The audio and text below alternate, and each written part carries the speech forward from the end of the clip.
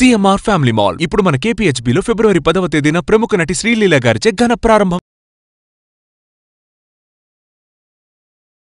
నమస్తే, welcome to Suman TV. నేను మీ యామ్ని. ప్రస్తుతం మనతో ఉన్నారు ప్రముఖ ఆధ్యాత్మికవేత్త డాక్టర్ అనంతలక్ష్మి గారు ఉన్నారు. అమ్మని అడిగి మనకున్న సందేహాన్ని అడిగి తెలుసుకుందాం. నమస్తే అమ్మ. నమస్తే తల్లి. అమ్మ, మనకి ఈ నెల 10వ తారీఖు నుండి మాఘమాసం ప్రారంభమవుతుంది కదమ్మా. అసలు ఈ నెల మనం పాటించాల్సిన నియమాలేంటి? అసలు ఈ మాసానికి ఉన్న విశిష్టత ఏంటమ్మా? మాఘమాసానికి పేరు ఎందుకు వచ్చిందమ్మా? ఎందుకు అంటే పూర్ణిమ నాడు చంద్రుడికి సమీపంగా మఖా నక్షత్రం ఉంటుంది.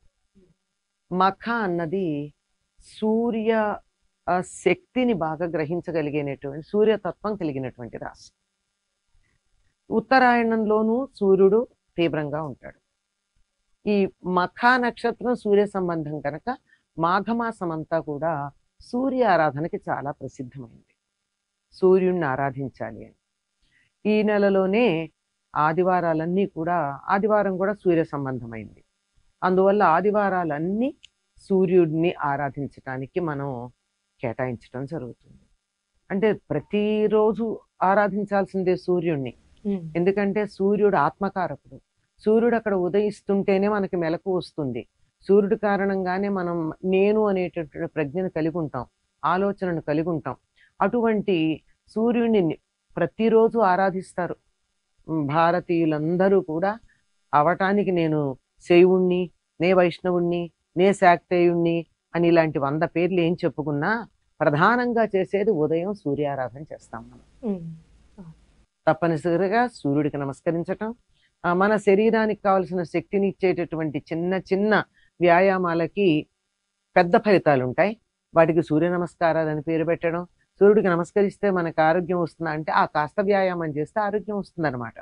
అందుకని మఖా నక్షత్రం, ఉత్తరాయణం, దీనికి సంబంధించిన మాఘమాసం, ఉత్తరాయణం, ఆదివారం సూర్య సంబంధమైంది కనుక ఈ వారాలన్నీ, ఈ 3 కలిసి వచ్చినటువంటి ఆదివారాలు సూర్య ఆరాధన చేస్తాం.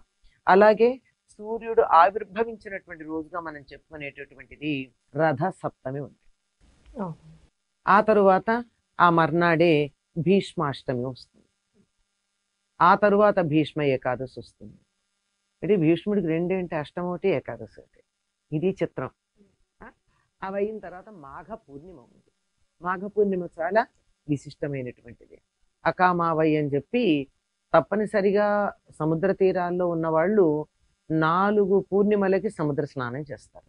సముద్ర స్నానం ఎప్పుడు పడితే అప్పుడు చేయకూడదమ్మా, నదీ స్నానం లాగా. అంటే నదీ స్నానానికి కూడా కొన్ని నియమాలు ఉన్నాయి. అసలు మనం చేసే స్నానానికి కూడా కొన్ని నియమాలు ఉన్నాయి. అందులోనూ సముద్ర స్నానం పర్వడి దినాలు అంటారు. అంటే పర్వదినాలు. పర్వదినాలు అంటే పూర్ణిమలు. పర్వము అన్నదానికి పూర్ణిమ అని అర్థం. ఆ పూర్ణిమ దినాలు ఏవైతే ఉన్నాయో ఆనాడు సముద్ర స్నానం చేయడానికి ప్రసిద్ధమైంది.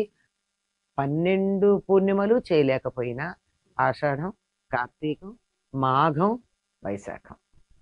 అకామావై.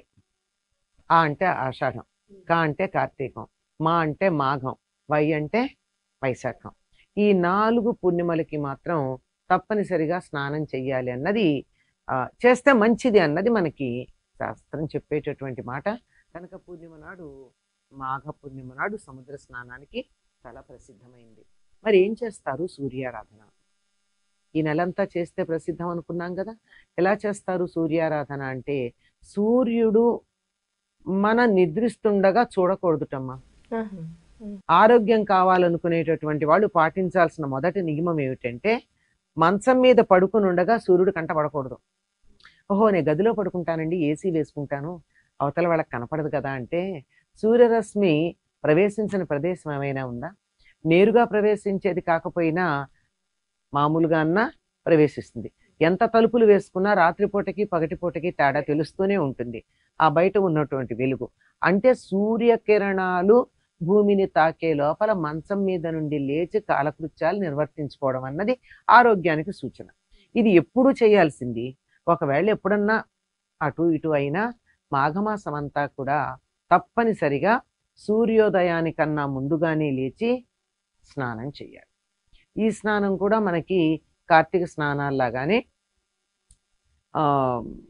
ప్రవహించే నీటిలో, అంటే నదులు కావచ్చు, లేకపోతే ఒక చోట స్థిరంగా ఉండేటటువంటి చెరువులు కావచ్చు, బావులు కావచ్చు, వీటన్నిటికీ ఉన్న కామన్ ఫీచర్ ఏమిటంటే భూమితో సంబంధం కలిగి ఉంటాయి. భూమితో సంబంధం కలిగిన నీరు ఎక్కడుందో అక్కడ స్నానం చేయడం అన్నది చాలా ప్రధానం.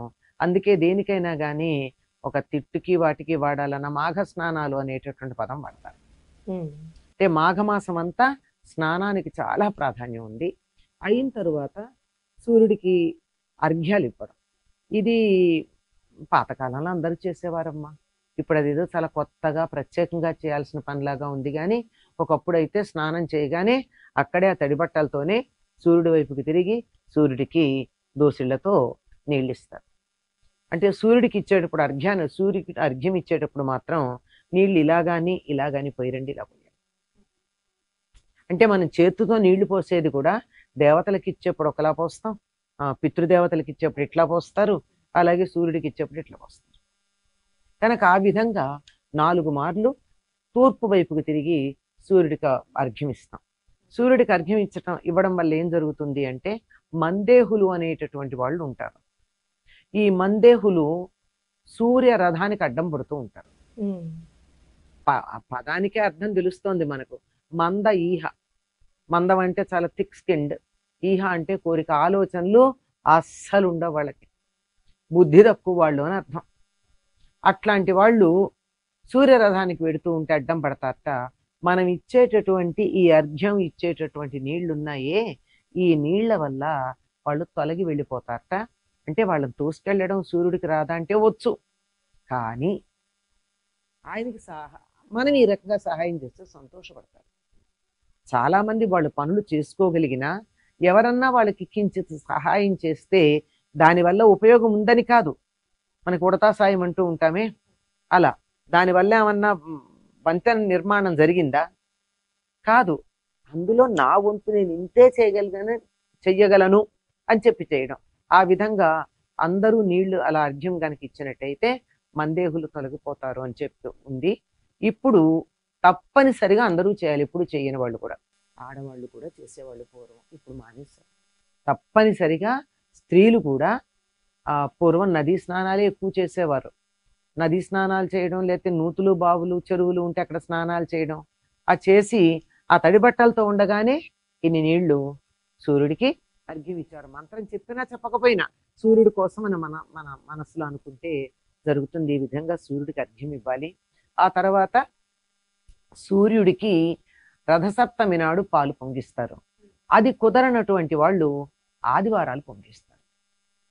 ఆదివారం ఒకవేళ రథసప్తమి ఏదో వీలు కాదు కొద్ది మందికి, అలాంటప్పుడు మరి మాకు పాలు పొంగించుకోవాలని ఉంది సూర్యుడి కోసం అని అన్నప్పుడు ఏం చేయొచ్చు? ఆదివారాలు చేయొచ్చు. అలానే రథం ముగ్గులు కూడా వేస్తారు కదమ్మా. రథం వేస్తారు, రథమే వేస్తారు. సూర్యుడికి ఆ పాలు అది పెట్టేటప్పుడు, నైవేద్యం పెట్టేటప్పుడు రథం వేస్తారు. అది కూడా వీలైనంత వరకు పూర్ణిమకి ముందు కానీ పూర్ణిమ తర్వాత కానీ ఉన్న ఆదివారం. అది కుదరకపోయినప్పుడు ఏ ఆదివారం అయినా చేయొచ్చు. ఈ విధంగా మాఘమాసం అంతా స్నానాలకు ప్రాధాన్యం ఉంది.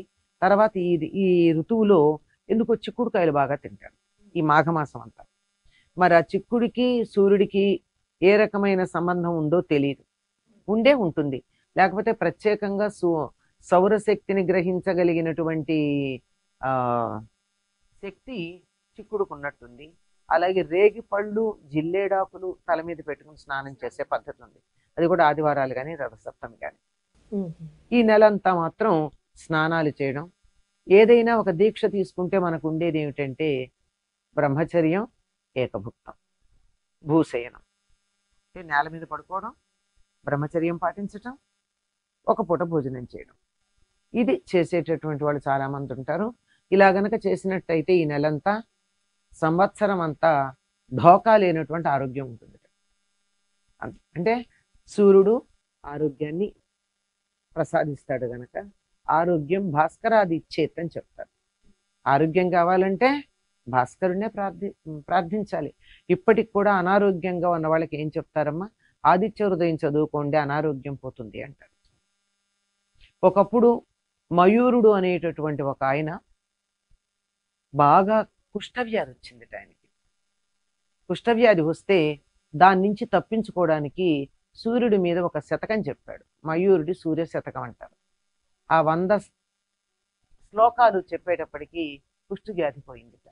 అంతగా సూర్యుడు ఆరోగ్యాన్ని ప్రసాదించగలడు. అందుకే మనం ఏదైనా కావాలంటే బాగుండాలంటే ఎండలో పెడుతూ ఉంటాం. ఆ. దానికి ఉన్నటువంటి ఎటువంటి దోషం ఉన్నా ఎండలో పెడితే సూర్య తప్తం అంటారు, చక్కగా పోతుంది. అటువంటి సూర్యుడు ఉచ్చ స్థాయిలో ఉండేటటువంటి నెల మాఘమాసం కనుక సౌరశక్తిని ఈ నెలంతా మనం జిల్లేడాకులకి అర్కపత్రాలని పేరు. సూర్యశక్తి కలిగినటువంటివి. అర్కుడు అంటే సూర్యుడు. అలాగే రేగుపళ్ళకి అటువంటి శక్తి ఉంది, చిక్కుడుకాయలకి అటువంటిది ఉంది. అది అర్కపత్రాలు పెట్టుకుని రేగుపళ్ళు పెట్టుకుని స్నానం చేసి రేగుపళ్ళు తిని చిక్కుళ్ళు తిని ఆరోగ్యాన్ని ఈ నెలంతా మనం పెంపొందించుకుందాం.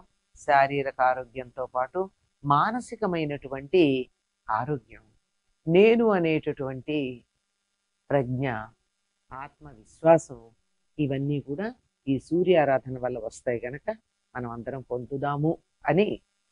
పొందుతాము అని ఆశిస్తూ చాలా చక్కగా తెలియజేశారమ్మా. ధన్యవాదాలు.